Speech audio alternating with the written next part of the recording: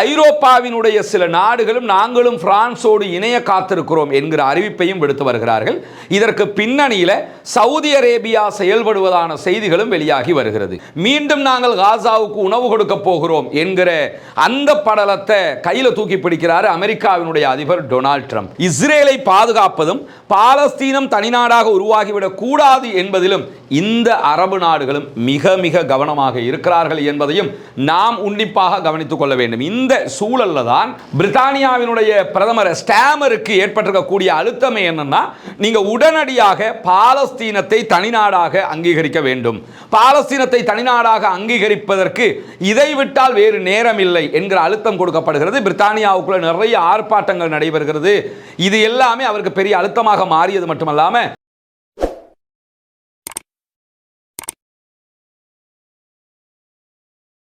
அன்பிற்கினிய சகோதர சகோதரிகளை நம் அனைவர் மீதும் ஏக இறைவனுடைய அமைதியும் கருணையும் உண்டாகட்டுமாக என்கிற உயரிய பிரார்த்தனைகளோடு ஒரு முக்கியமான விவகாரம் தொடர்பாக இந்த வீடியோ பதிவில் நம்ம பார்க்க இருக்கிறோம். அது என்னன்னு சொன்னால், நமக்கெல்லாம் தெரியும், பாலஸ்தீனம் மீதான இஸ்ரேலுடைய தாக்குதல்கள் தொடர்ந்து நடைபெற்று வரக்கூடிய இந்த தருணத்தில் அந்த யுத்தத்தை உடனடியாக நிறுத்த வேண்டும் என்கிற கோரிக்கைகளும் சர்வதேச மட்டத்தில் உச்சமாக எழுந்து வருகிறது. கடந்த 2 நாட்களாக நம்ம பார்த்தோம்னா ஜப்பான், சவுத் கொரியா உள்ளிட்ட பல நாடுகளில் உச்சமான போராட்டங்கள் நடைபெற்று வருகிறது. ஈவன் USA, பிரான்ஸ் உள்ளிட்ட நாடுகளிலும் பாரிய ஆர்ப்பாட்டங்கள் தொடர்ந்து நடைபெற்று வருகிறது. இந்த ஆர்ப்பாட்டங்கள் எல்லாம் மீண்டும் உருவெடுப்பதற்கு காரணமாக அமைந்தது என்னன்னு சொன்னால், காசாவில் பஞ்சம் தலைவிரித்து ஆடுகிறது. இஸ்ரேல் காசாவினுடைய அப்பாவிகளை உணவு கொடுக்காமல், மருந்து கொடுக்காமல், தண்ணீர் கொடுக்காமல் அழித்து கொண்டிருக்கிறது. ஒருபுறம் குண்டு போட்டு அழிக்கிறார்கள், மறுபுறமாக பட்டினிச்சாவை செயற்கையாகவே உண்டாக்குகிறார்கள் என்கிற உண்மை செய்திகள் உலகம் முழுவதும் போய் சேர்ந்து விட்டது. சர்வதேச ஊடகங்களே தற்போது அந்த புகைப்படங்களை வெளியிட வேண்டிய நிர்பந்தங்கள் உருவாகி இருக்கிறது. நீங்கள் லண்டன் பிபிசியினுடைய ஆங்கிலம், தமிழ் எந்த சேனலை நீங்கள் போய் பார்த்தாலும் இப்போ அந்த புகைப்படங்களை அவங்க வெளியிடுறதை நீங்கள் பார்க்க முடியும். இதுக்கு முன்னாடி அந்த புகைப்படங்களை அவங்க வெளியிட்டதை நீங்கள் பார்க்க முடியாது. இப்படியான ஒரு சூழல்ல பிரான்சினுடைய அதிபர் இம்மானுவேல் மெக்ரான் எதிர்வருகிற செப்டம்பர் மாதம் 9வது மாதம் ஐநாவினுடைய அவையில் நாங்கள் பாலஸ்தீனத்தை தனிநாடாக அங்கீகரிப்போம் என்கிற அறிவிப்பை விடுத்திருக்கிறார். அதே நேரத்தில் இந்த அறிவிப்புக்கு பிறகு ஐரோப்பாவினுடைய சில நாடுகளும் நாங்களும் பிரான்சோடு இணைய காத்திருக்கிறோம் என்கிற அறிவிப்பையும் விடுத்து வருகிறார்கள். இதற்கு பின்னணியில் சவுதி அரேபியா செயல்படுவதான செய்திகளும் வெளியாகி வருகிறது. நியூயார்க்கில் நடைபெற இருக்கக்கூடிய ஐநாவினுடைய அமர்வில் தான் இந்த அங்கீகாரம் கொடுக்க இருக்கிற செய்திகளை மீண்டும் மீண்டும் இம்மானுவேல் மெக்ரான் அறிவித்து வருகிறார். இங்கே நம்ம என்ன கவனிக்கணும்னு சொன்னால், இம்மானுவேல் மெக்ரான் அவர்களுடைய அறிவிப்பு உண்மையாக இருக்க போகிறதா, அது உண்மையாகவே இருந்தாலும் அது சாத்தியப்படுத்த முடியுமா என்கிற கேள்விகளும் எழாமல் இல்லை. அதற்கான காரணமாக எது இருக்குதுன்னு சொன்னால், இப்போ இருக்கக்கூடிய சூழல்ல காசா மக்களுக்கு உண்ண உணவில்லை, பஞ்சம் தலைவிரித்து ஆடுகிறது என்கிற செய்திகள் வெளியானதோட மீண்டும் நாங்கள் காசாவுக்கு உணவு கொடுக்க போகிறோம் என்கிற அந்த படலத்தை கையில் தூக்கி பிடிக்கிறார் அமெரிக்காவினுடைய அதிபர் டொனால்ட் ட்ரம்ப். காசா மக்கள் பட்டினியால் சாகுறாங்க, அவங்க போட்டோஸை பார்க்கும்போது எனக்கு தாங்க முடியலைன்னு நேற்று சொல்றாரு. அதற்கு முதல் நாள் சொல்லும்போது என்ன சொல்றாருன்னா, அந்த போட்டோக்களை பார்த்தா அந்த பிள்ளைகள் ஏதோ கஷ்டத்தில் இருக்கிறது தெரியுது அப்படிங்கிறாரு. மொத்தமாகவே நடிப்பாக அவர்கள் இந்த செயல்பாடுகளை முன்னெடுக்கிறார்கள். இப்போ என்ன பண்ண பார்க்குறாங்கன்னா, உணவு கொடுக்கிற மாதிரியான சில காட்சிகளை காட்டி நாங்கள் அவங்களுக்கு தான் உணவு கொடுத்துட்டோமே, அப்போ எதுக்கு தனியாக ஒரு நாடாக அங்கீகரிக்கணும் என்கிற ஒரு கேள்வியை முன்வைப்பதற்கு முனைகிறார்கள். அந்த அடிப்படையில் தான் தொடர்ந்தும் இந்த உணவு கொடுக்கிற படலம் மீடியாக்களுக்கு காட்சிப்படுத்தப்படுகிறது. உண்மையாக காசாவிலே கொண்டு போய் சேர்கிற உணவுகளுடைய எண்ணிக்கை எப்படி இருக்கிறதுன்னு பார்த்தீங்கன்னா, இறுதியாக 70 கண்டெய்னர்கள் உள்ளே நுழைந்திருக்கிறது. 25 லட்சம் மக்களுக்கு 70 கண்டெய்னர்களில் போகிற உணவு எப்படி போதுமானதாக ஆகும்? யானை பசிக்கு சோலை பொறி என்று சொல்லுவார்கள். அதையும் விட அடிமட்டத்தில் குறைந்த உணவு தொகை தான் காசா மக்களுக்கு போய் கொண்டிருக்கிறது. இந்த உணவுகளை கொடுத்துட்டு இப்படியான ஒரு எழுச்சியை தடுப்பதற்கான முயற்சியை கண்டிப்பாக அவர்கள் செய்வதற்கு முனைகிறார்கள் என்பதில் மாற்று கருத்தில். இதற்கு துணையாக சில நயவஞ்சகத்தனமான அரபுலக தலைவர்களும் இருக்கிறார்கள். குறிப்பாக ஜோர்டானுடைய மன்னர் 2ஆம் அப்துல்லா இருக்கிறார். அதே போன்று ஈஜிப்டினுடைய ஜனாதிபதி அப்துல் ஃபத்தா சிசி இருக்கிறார். அதே இடத்துல UAE இருக்கிறது, ஐக்கிய அரபு அமீரகம். இவங்க எல்லாம் ஒன்று சேர்ந்து கூட என்ன பண்றாங்கன்னு கேட்டால் நாங்கள் ஏர் ட்ரூப் பண்றோம், வான்வழியாக உணவு போடுறோம்ங்கிறாங்க. ஐநா போடாதீங்கிறாங்க, இவங்க வான்வழியாக போடுறோம்ங்கிறாங்க. தரை வழியாக நுழைகிற கண்டெய்னர்களில் 2 கண்டெய்னர் அளவுக்கு உண்டான உணவுகளை கூட UAEயும் ஜோர்டானும் சேர்ந்து வான்வழியாக போடலை, சும்மா கொண்டு போய் போட்டாங்க. அதுவும் இஸ்ரேல்கிட்ட அனுமதி கேட்டு போய் போட்டாங்க. இந்த ஏர் ட்ரூப் பண்ணுறதுக்கு இஸ்ரேல்கிட்ட அனுமதி கேட்கவே தேவையில்லை, சர்வதேச விதிமுறை அது. அவங்கள்ட்ட அனுமதியை கேட்டுட்டு தான் போய் ஏன் போடுறாங்கன்னு சொன்னால் இவங்க எல்லாம் ஒன்றாக கூட்டாக இருக்கக்கூடியவர்கள். எனவே இஸ்ரேலை பாதுகாப்பதும் பாலஸ்தீனம் தனிநாடாக உருவாகிவிடக் கூடாது என்பதிலும் இந்த அரபு நாடுகளும் மிக மிக கவனமாக இருக்கிறார்கள் என்பதையும் நாம் உன்னிப்பாக கவனித்துக் கொள்ள வேண்டும். இந்த சூழல்ல தான் தற்போது பிரித்தானியாவுக்குள்ள மிகப்பெரியதொரு அழுத்தம் உருவாகி இருக்கிறது.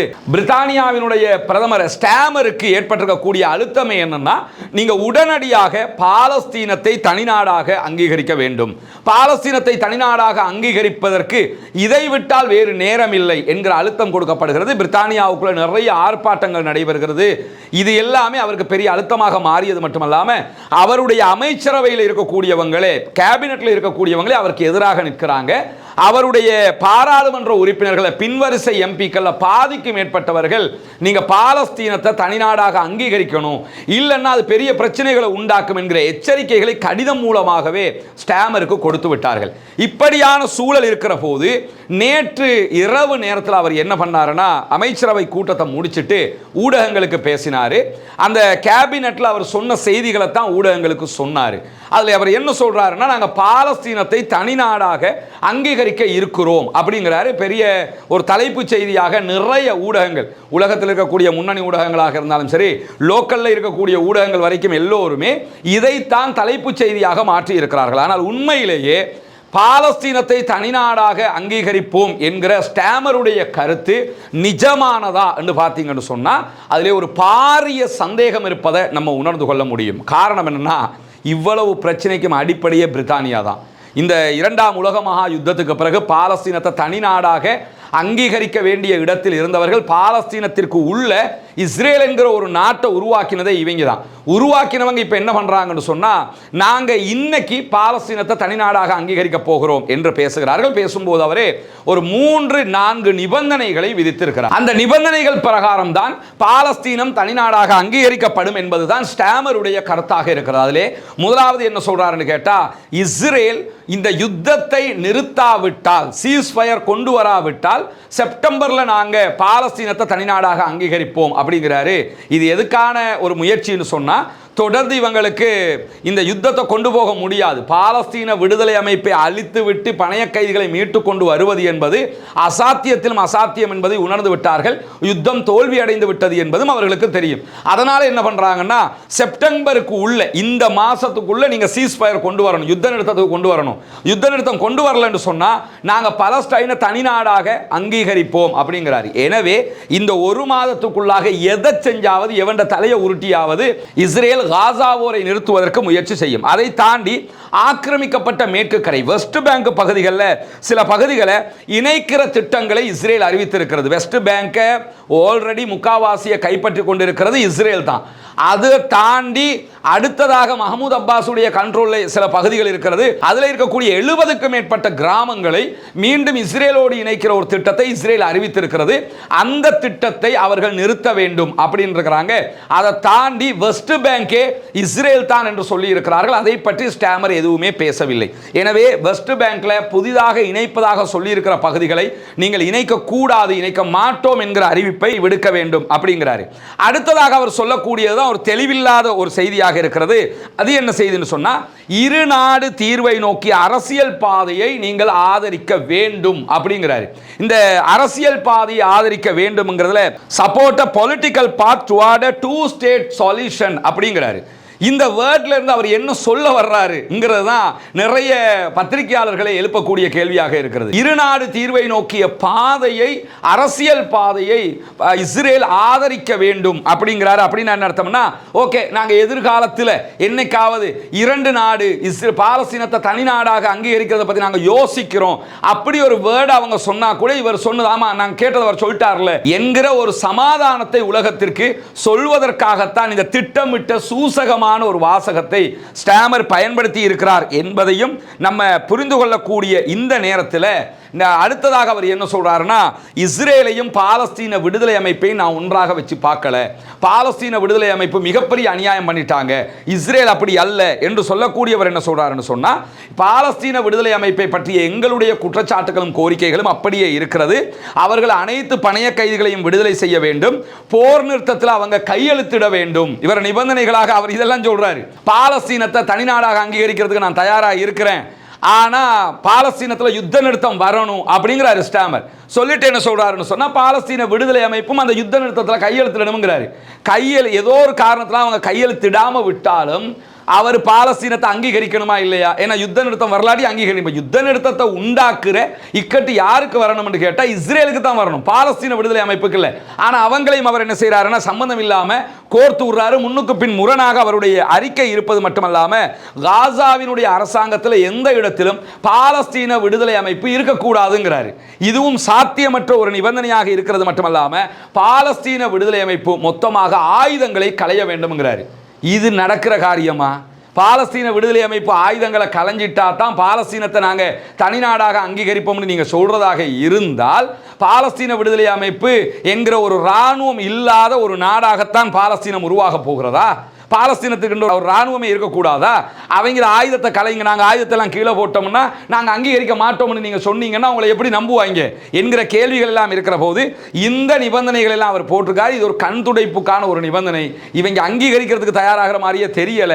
இவங்க இந்த காலத்தை கடத்துறதுக்காக இந்த நிபந்தனைகள் ஸ்டாமர் போட்டிருக்கிறது மட்டுமல்லாமல் சரியான நேரத்தில் பாலஸ்தீன அரசை நாங்கள் ஆதரிப்போம் அப்படிங்கிறாரு. இந்த வார்த்தையை நீங்க ஒன்று புரிஞ்சுக்கிறீங்க. பிரித்தானியாவை பொறுத்தவரையில் பிரித்தானியாவில் பாலஸ்தீனத்துக்கான தூதுவர் இருக்கிறாரு, பாலஸ்தீனத்துக்கான எம்பாசிடர் அங்கே இருக்கத்தான் செய்கிறாரு, இல்லாமல் எல்லாம் இல்லை. அவங்க என்ன பண்ணுறாங்கன்னு கேட்டால் தனி நாடாக அங்கீகரிக்கல, ஆனால் தூதுவர் எல்லாரையுமே வச்சிருக்கிறாங்க. அவ்வப்போது வருகிற சில தீர்மானங்களுக்கு கையை தூக்குவாங்க, தூக்காமல் இருப்பாங்க, இந்த வேலையை செய்வாங்க. ஆனால் இதுவரைக்கும் அவங்க பாலஸ்தீனத்தை முறையான தனி நாடாக அங்கீகரிக்கவில்லை. அது தாண்டி நீங்க யோசிச்சீங்கன்னா இவர் திட்டமிட்டு தான் இந்த பேச்சை பேசுறாரு, உலகத்தை ஏமாத்த தான் முனைகிறாருங்கிறதுக்கு மிகப்பெரிய செய்தி என்னன்னு கேட்டா, நேற்று இந்த அறிவிப்பு அவர் விடுப்பதற்கு முன்பதாக பெஞ்சமின் நெதன்யாகுவோடு தொலைபேசியில் உரையாடுகிறார். போனில் பேசிட்டு தான் இந்த வேலையை அவர் செஞ்சிருக்கிறாரு. பேசாமல் இல்லை, அவர் மீடியாவுக்கு வந்து பேசுறதுக்கு முன்னாடியே பெஞ்சமின் நெதன்யாகுவோட பேசிட்டாரு என்று இன்றைக்கு அவர்களுடைய லண்டன் பிபிசியை செய்தி வெளியிட்டிருக்கிறது. அதை தாண்டி உலகத்தில் இருக்கக்கூடிய எல்லா பிரபலமான ஊடகங்களும் இந்த செய்தியை வெளியிட்டிருக்கிறாங்க. அவர் கால் பண்ணி சொன்னாராம், நாங்கள் இப்படித்தான் செய்ய போறோம், நீங்க உடனே யுத்த நிறுத்தத்தை கொண்டு வரலன்னு சொன்னா நாங்க வந்து அங்கீகரிச்சிருவோம். அவர் சொன்னதோட இஸ்ரேல் கடுமையான கண்டனத்தை வெளியிட்டது அப்படிங்கிறாங்க.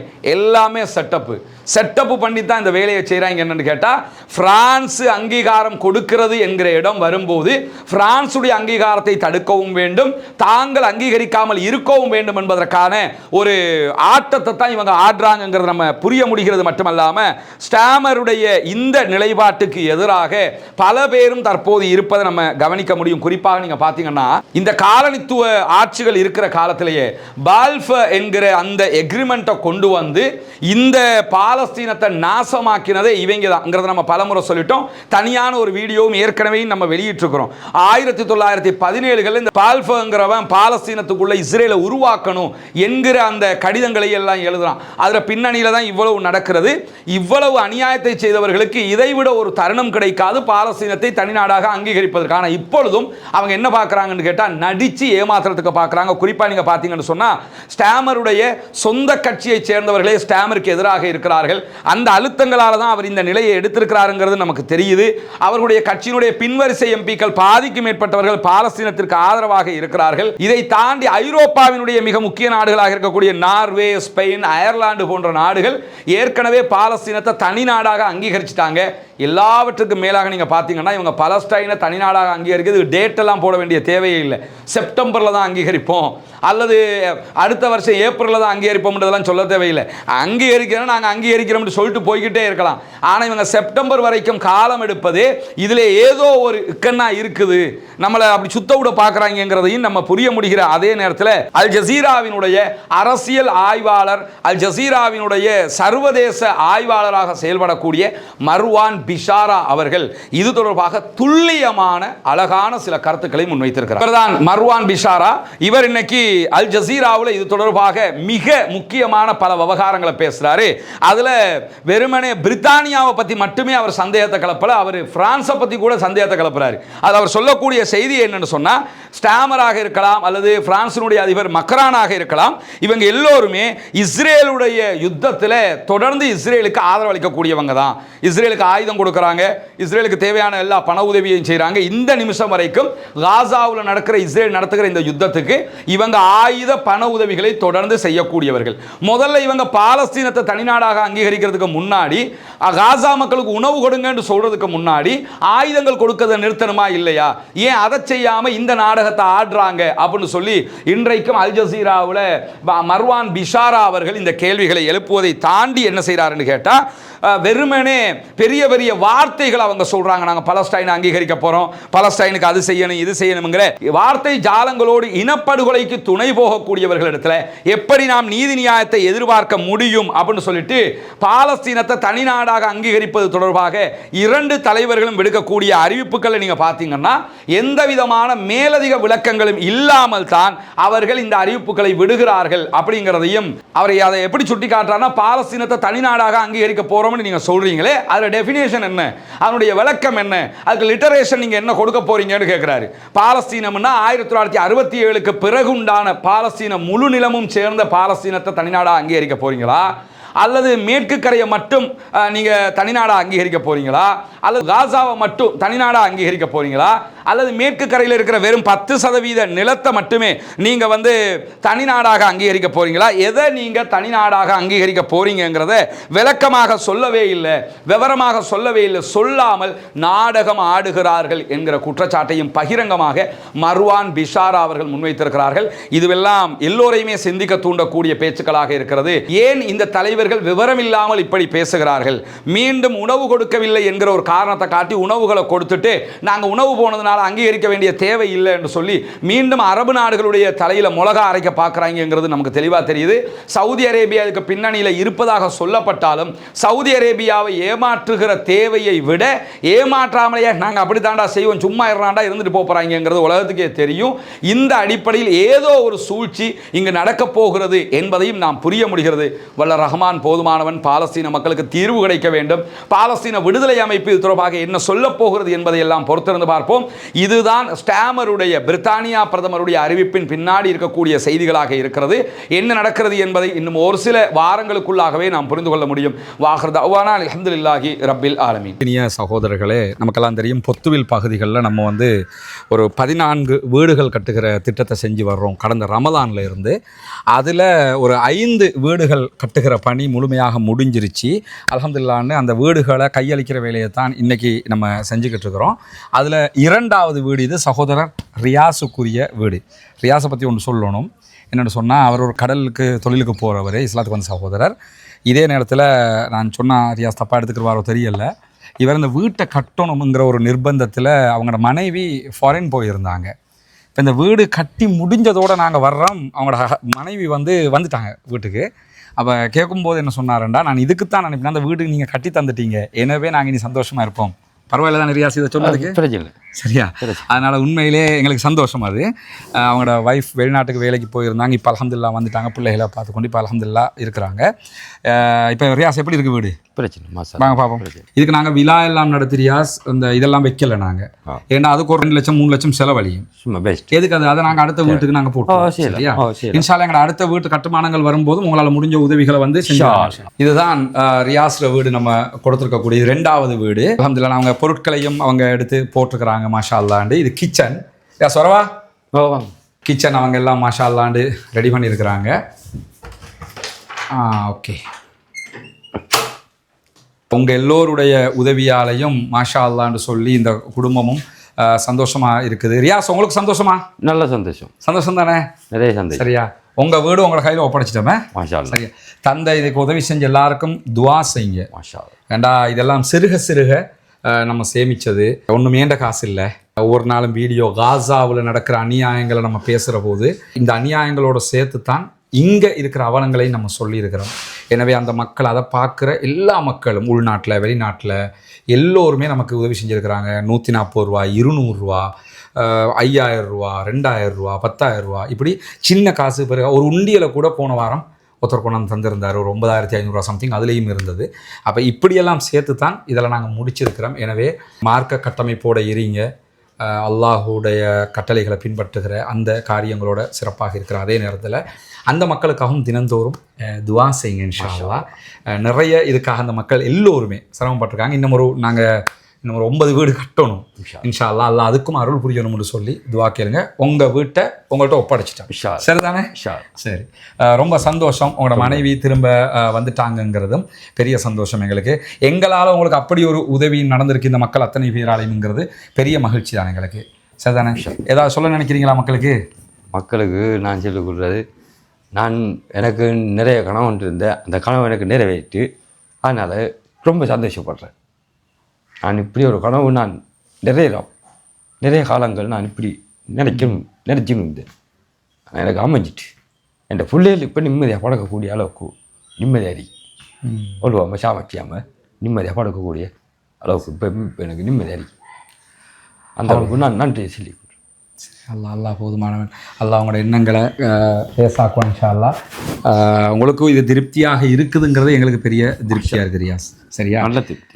ரொம்ப இந்த வீடு கட்டுகிற நேரத்தில் நம்மளோட ஃபௌமிக்கு ரொம்ப ஹெல்ப்பாக இருந்தார். ஃபௌமி வாங்க, எல்லாரையும் பேசக்கல, உங்கள பேச முடியலுமா? வாங்க. இந்த 5 வீடுகளையும் இதுவரைக்கும், அடுத்து மீது இன்னும் 9 வீடு இருக்குது. இந்த ப்ராஜெக்ட் எல்லாத்தையும் பண்ணுறது தளபதி தான் நமக்கு. இங்கே ரியாஸ் ரொம்ப ஒத்துழைப்பாக, இவர் கடல் வேலைக்கு போகிறவர், சூப்பர்வைசர் மாதிரி இருந்தார். வீட்டு வேலை நடக்கிற டைமில் ரியாஸ் கடலுக்கும் போக மாட்டார், இங்கே நின்று வீட்டு வேலை அவரும் ஒத்துழைப்பாக இருப்பார். மாஷா அல்லான்னு சொல்லி துவா செய்யுங்க எல்லாரும் இன்ஷா அல்லாஹ். சரிதானே ரியாஸ்? சந்தோஷம் தானே? சந்தோஷம். ஓகே, நாங்கள் போகிறோம் உங்களோட வீடு. நாங்கள் வந்தால் எனக்கு வந்தால் ஒரு பிளேன் டியூன் தாங்க இன்ஷா அல்லாஹ். சரி, சந்திப்போம் இன்ஷா அல்லாஹ். இதுதான் நம்ம அடுத்து கட்ட இருக்கிற இடம். 4 வீடுகள் கிட்டத்தட்ட இவற்றில் கட்ட முடியும். இந்த வேலைகளும் நீங்கள் தருகிற உதவிகளை கொண்டு தான் நம்ம செய்ய இருக்கிறோம்ங்கிறதுனால நீங்கள் தான் இதற்கும் உதவ வேண்டும். அல்லாஹ் உங்களுக்கு அருள் புரிய வேண்டும். உங்கள்கிட்ட தான் நம்ம இதை கேட்க முடியும். காசாவில் நடக்கக்கூடிய அநியாயங்கள் தொடர்பான வீடியோக்களை பார்க்கக்கூடிய சகோதரர்கள் நீங்கள் தான் இதுக்காக அள்ளி தர்றீங்க.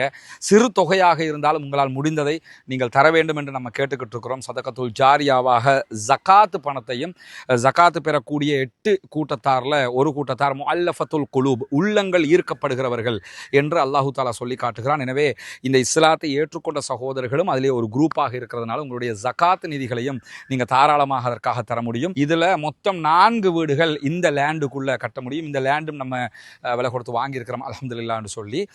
ஏற்கனவே கட்டப்பட்ட ஒவ்வொரு வீடுகளும் 25 லட்சங்கள் சுமார் ஒவ்வொரு வீட்டுக்கு நம்ம செலவழிச்சிருக்கிறோம். முழுமையாக கம்ப்ளீட்டடாக ஒவ்வொரு வீட்டையும் நம்ம செஞ்சு கொடுத்துருக்கிறோம். அதே மாதிரி தான் இந்த இடத்துல 4 வீடுகள் கட்ட வேண்டி இருக்கிறது. எனவே இந்த வீட்டுக்கான உதவி ஒத்தாசைகளையும் வாரி வழங்குமாறு அன்பாக கேட்டுக்கொள்கிறோம். உங்களிடத்தில் மட்டும்தான் நாங்கள் கேட்டு வர முடியும். எனவே இந்த வீடியோக்களை பார்க்கிற சகோதரர்கள் இதற்கான உதவிகளை வாரி வழங்குங்கள். முன்னால் தெரிகிற நம்முடைய வங்கி கணக்கிலக்கத்திற்கு நீங்கள் உங்களால் முடிந்த உதவித்தொகைகளை அனுப்பி தர முடியும். அதே நேரத்தில் வெளிநாடுகளிலிருந்து பணம் அனுப்ப முடியாது இந்த அக்கௌண்ட்டுக்கு என்று சொல்லக்கூடியவங்க முன்னால் தெரிகிற என்னுடைய வாட்ஸ்அப் மற்றும் தொலைபேசி இலக்கத்தை தொடர்பு கொள்ளுங்கள்.